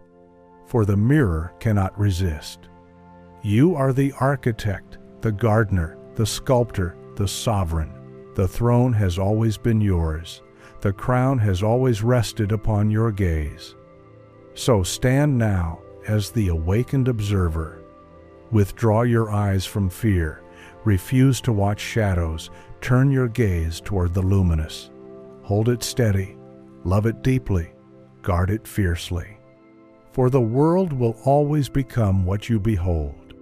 And when you do, you will find the truth the mystics carried like fire, the scientists touched like mystery, the poets sang like prophecy. The universe bends to your gaze. Reality obeys your eyes. Creation waits for you to look.